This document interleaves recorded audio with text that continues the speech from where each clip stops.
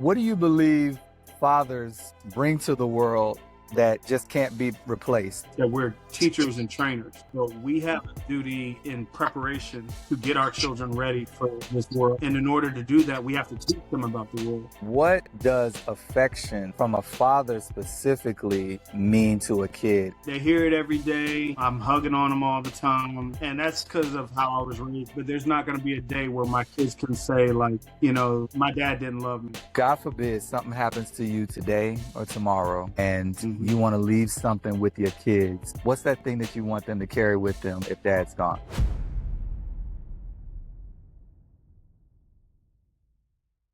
All right, family, listen, we're here with another interview. We're here with another father. This is family. You guys are recognizing I'm interviewing a lot of family, and I want you guys to just hear our brother's heart here and hear where he's coming from a fatherhood perspective. So tell the people your name, man. Yeah, I'm Nygel Porterfield. All right, Nygel. And what do you do for a profession, man? What do you do for work? I literally just did a career shift. I am an educator now, so I teach in high school. Wow, high school teacher. Wow. What subject? Now I'm curious. So I teach Mechatronics, trade-based high school. So Nice. This is going to get kids ready for careers right out of high school. But it's a high school that has those trade programs. Okay. Yeah, as a focus. Wow, that's awesome, man. You're gonna have a whole nother perspective that I'm gonna be able to tap into then. It's awesome, man. So how many kids you got, man? How many kids you got? I got 4. Okay. You got is it 2 boys, 2 girls, 3 girls, 1 boy? I got 3 boys, Okay. 1 girl. Okay. And what are their ages? What's the age range? We talked about it a little bit, but what's their age range? Yeah. So I got my big boy is 17, literally just had a birthday a couple weeks ago. Wow, okay. Then we have 8-year-olds, I have a 5-year-old, and I have a 4-year-old. Wow. Before I even get into it, man, like how is that dynamic, man? How is that dynamic with the ranges? How is that dynamic for you, like balancing it? You know, because I have the older one and he's so great as such a responsible kid, he helps out a lot. So it's a benefit to me. It's actually a blessing to have that range. Now, when it comes to like doing stuff with the younger ones, because I'm older now, right? I can't run around with them like I could with Jeremiah. But right, other than that, it's a blessing to have him because he can assist us whenever we get busy with stuff. In-home babysitter. Right. So, listen, that's part of the journey, right? When you become old enough, I mean, we had to do it, right? So hey, that's just what it is. All right, man. So along those lines, man, I'm thinking about, our kids. I'm thinking about, fatherhood in general. What do you believe fathers bring to the world that just can't be replaced? Like it's for fathers to do. What do you think fathers bring to the world that just can't be replaced? And it's funny because I just made this my career, but I think the thing that is most critical that fathers add that a lot of people don't think of is that we're teachers and trainers. A lot of the time, everyone thinks of the physical things like providers and protectors. Yeah. But we have a duty in preparation to get our children ready for this world. And in order to do that, we have to teach them about the world. I think about the stuff especially with my oldest, because he is about to be a young man. And I spend a lot of time talking to him now, telling him all the knowledge that I have, talking to him about the things I didn't know at his age. Right. And I want to make sure that he's as prepared as possible so that when he does go out into the world, because that's a form of protection. A lot of people don't think about that, is that education and teaching your children and training your children how to deal with this world is a form of protection. And if I'm doing my job as a father properly and making sure that they have all the knowledge and skills that they need to make it in this world, then that's a form of protection that I've sent them out with their own, so I'm covering them by giving them the knowledge and the skills that they need to make it in this world. Wow. No, man, that's powerful, man, because you're talking about, a lot of times we think about protection from a male perspective. It's, whether we have to fight, whether we have to be reactive or protecting someone from danger. But what you're talking about is that, preparatory work. that happens. So, if you have to avoid certain things or have the wisdom to not be in situations that you're not supposed to be and all of those different things, man, that's what I hear you talking about, man. That's absolutely phenomenal, man. I think when it comes to fatherhood, that's something that we all should really be locking into, is that training part, man. I absolutely love that. You think about all the men who seem to struggle in life. Yeah. You think about the ones who didn't have good relationships with their father. It's not just the knowing your father, but you didn't have the guidance. You Yeah. didn't have anyone to show you how to do the things that a man is supposed to do, how to be a man. Right. No one taught you to be who you're supposed to be. So without that guidance, without the teaching and training, you suffer. Yeah. And so, I just think it's my job to minimize that suffering for them. I don't know everything. Right. None of us do. But Exactly. everything that I do know, and if I don't know the answer, I'm gonna try and find it. But yeah. Wow. No, man, that's phenomenal, man. Because I think a lot of times we set aside, the things that we think our children need, where it's that training and teaching that they're gonna carry with them, in the moment. Or sometimes there's some neglect there. So I appreciate what you're saying, man, because sometimes we can neglect that level of knowledge and things like that our kids need. So, I want to ask you this. What did becoming a father, if you can think way back when Jeremiah was young, man, what did becoming a father kind of awaken in you? Like, what did, you have to start putting in place, preparing your mind for once you started to become a father? Listen, family, if you're enjoying these conversations, take a second to like, share, and subscribe so you don't miss future conversations. Now let's get back to the interview. I've somewhat told him this, but I've talked to other people about this. But when my son was born, that was a saving point in my life. Because when it was just me, I could be as destructive as I wanted to be, and it was just me. Right. If I suffer, I'm the only one that suffers. That's it. Yeah. The day he was born, I always say, he saved my life, because I was like, okay, I have to get it together now, because it's not just me anymore. I gotta focus. I gotta find the purpose. I gotta find my way, because he's counting on me to know what I'm doing. Yeah. And so, I say that that's the big change, is that it really shifted my priorities. And it shifted the way that I viewed myself as well, because I viewed myself with reckless abandon. Mm-hmm. There was a lot of disregard when it came to how I moved through the world. Yeah. We all, as young men, we think we're invincible and stuff like that. And absolutely, consequences be what they be. Right.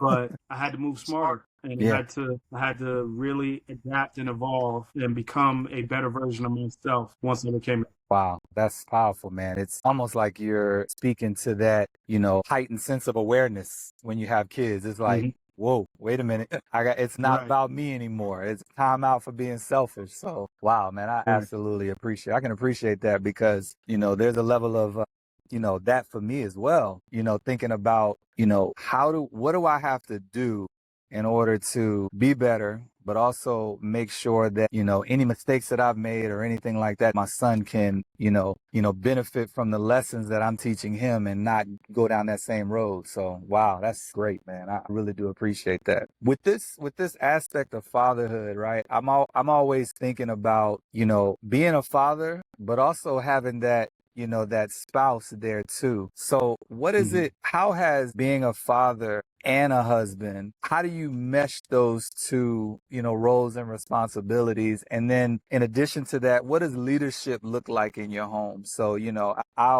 always think about, I can't be the best father that I can be without having my spouse. Like, I think there's an optimal way that I can do fatherhood with my spouse. So for you, and your wife, how does that show up, man, for you in the home? So when it comes, marriage is kind of the center of everything. And that's because both of us being Christian, we try to have that model of, we are under Christ, and then our children are under us. Yeah. And I look at it as an umbrella, right? And so, there's, God at the top, then, me and my wife, and then the kids underneath that. And it's a level of, that's a protective thing too, as well. Like, but when it comes to how leadership and all those things kind of play into me being a father and a spouse. When me and my wife got married, I always kind of looked at marriage as kind of like I'm the quarterback. And so when I use this analogy, I use this with all my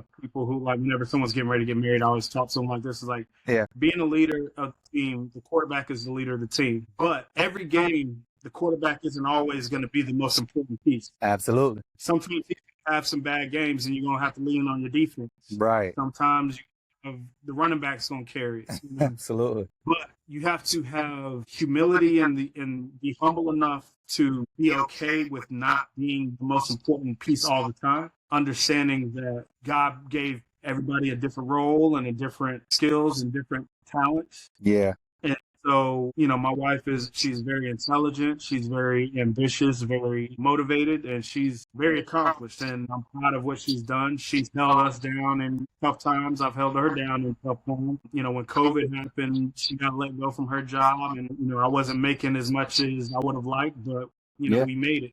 Absolutely. And when I went through my job transition, same thing. She held me down. We tried to, as much as possible, be on the same page with things. At least for the kids, we're going to always present a united front. That's important. You got to. Right. There have been times where she's disciplining the kids about something that I don't know about. I'll support her in the moment, and then I'll be like, hey, what did they do? What happened?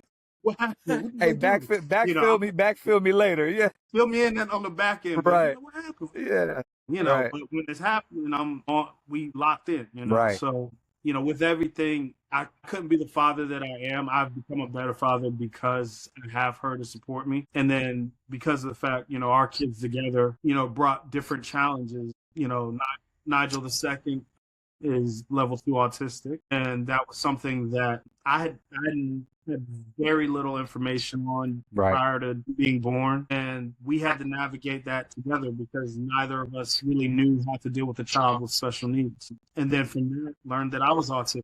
And so, just understanding it's a journey, understanding that we chose each other and that we chose to build a family together. And so, if you were to go into business with somebody, and then all of a sudden you start making decisions on your own and trying to run everything on your own. Right. It's probably not going to be successful. Like, we went into this thing together with a goal in mind. And, whenever things get tough, that's my support. That's who I lean on. So I couldn't be the dad that I am without her as my spouse.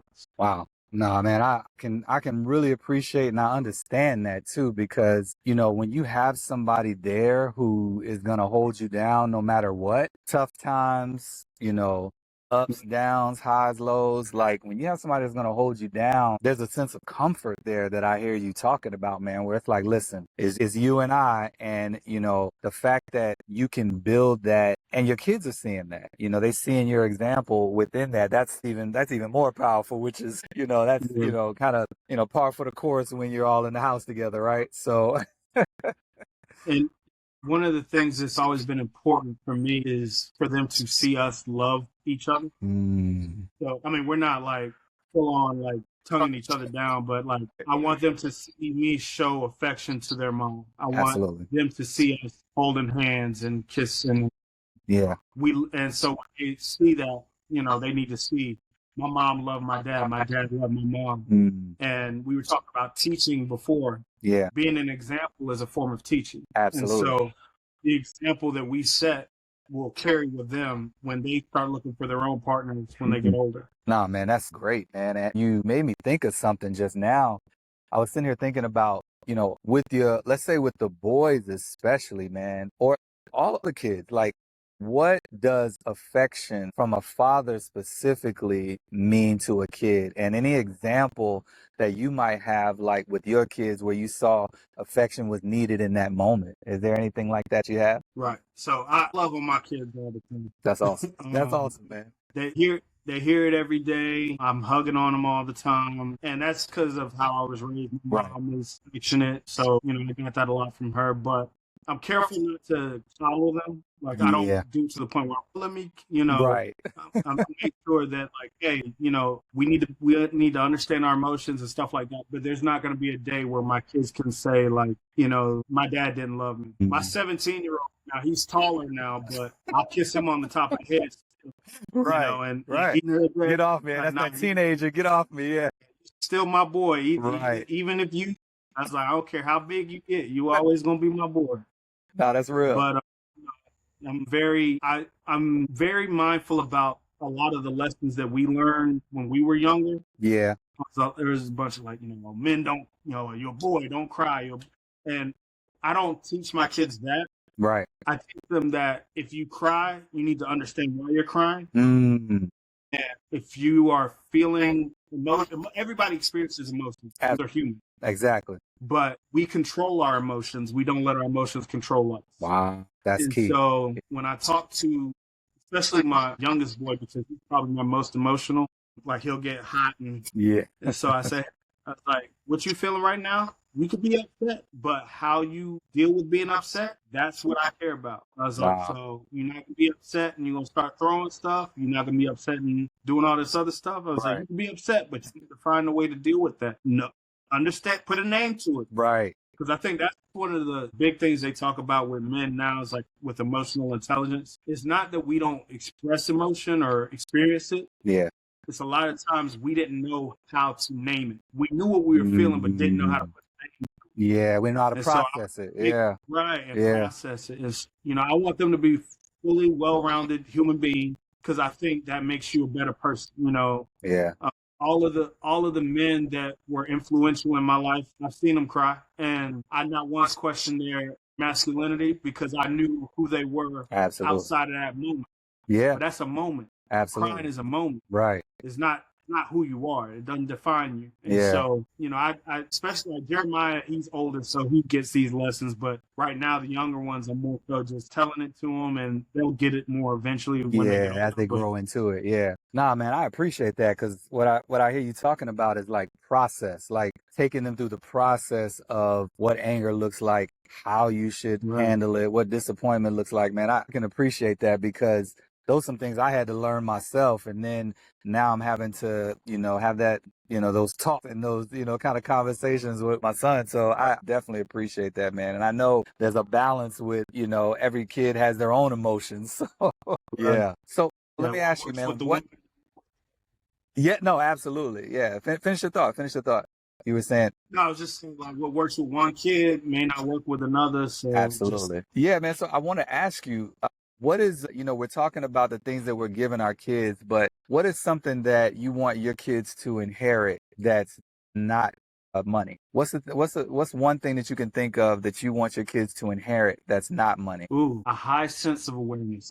What do you mean that? What do you mean about a high sense of awareness? So I think one of the things that helped me grow was developing a level of introspective thought and awareness to be able to see myself in a way where I can fix the things that are problematic, that I'm not too big to change, that I'm not too big to mess up or make mistakes. Yeah. There are so many people walking this world that don't realize that if they see the world for where it is, see people for who they are, see themselves for who they are, and try to make adjustments based on the way things really are versus what they believe them to be. Right. It gives you a better compass for how to navigate the world.